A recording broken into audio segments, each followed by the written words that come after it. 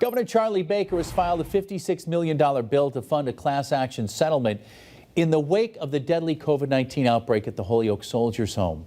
Western Mass News reporter Lexi Oliver joins us live in studio with more on that. Lexi. Chris, in 2020, 84 veterans died from COVID-19 and 84 more contracted the virus and survived. Coming from state funding, families of veterans who died would receive an amount of at least $400,000, and veterans who contracted the virus and survived would receive at least $10,000. But families of veterans tell us this money doesn't change what they went through. I think it's a recognition that on some level, there's some responsibility on the Commonwealth's behalf. On Wednesday, Governor Charlie Baker filing a supplemental bill that would fund a $56 million class action settlement to cover veterans and their estates who lived at the Holyoke Soldiers Home between March 1st and June 23rd of 2020 and became ill or died from COVID-19. I hope the governor doesn't expect a thank you because this means absolutely nothing to me. Aaron Shadle's father served both his city as a 34-year veteran of the Northampton Fire Department and his country as a veteran of the U.S. Army. He moved into the Holyoke Soldiers Home in October of 2019 and contracted COVID twice at the home. We were told that he had COVID and he was transferred to Holyoke Hospital, but that actually was not the case. He was still at the home and he was put on a COVID unit with other COVID patients. So we had no idea where he was for approximately 7 to 10 days. No idea where he was. She tells Western Mass News it was chaotic. It's been described by a nurse as a war zone. And my father wore other people's clothing. He didn't have his own clothing.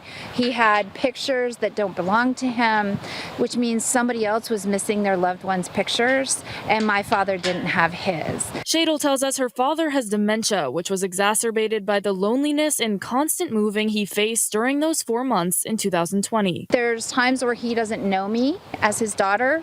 There are times where he doesn't know my sons or my brother's first names.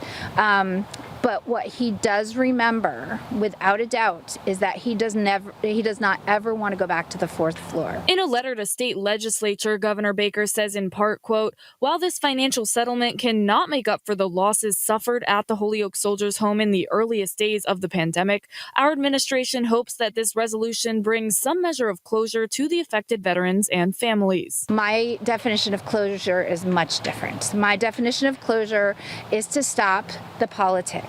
Stop covering. They need to take accountability and they need to apologize. And above all else, she says she invites the governor to pay a visit to the home. In the 2 years and 4 months since the worst tragedy in any nursing home in the United States, he has not visited the Holyoke Soldiers Home. Shadle says she believes there is much more that still needs to be done to address the shortcomings at the Soldiers Home. There needs to be infrastructure changes. There needs to be changes in the way the facility is managed. Something State Senator John Velas acknowledges. A lot of good things have been passed, but the real work that's going to determine, I think, if the legislature has done their job in terms of a response to this, is going to be, the oversight and governance reforms that we need to do to put in the safeguards to prevent this from ever happening again.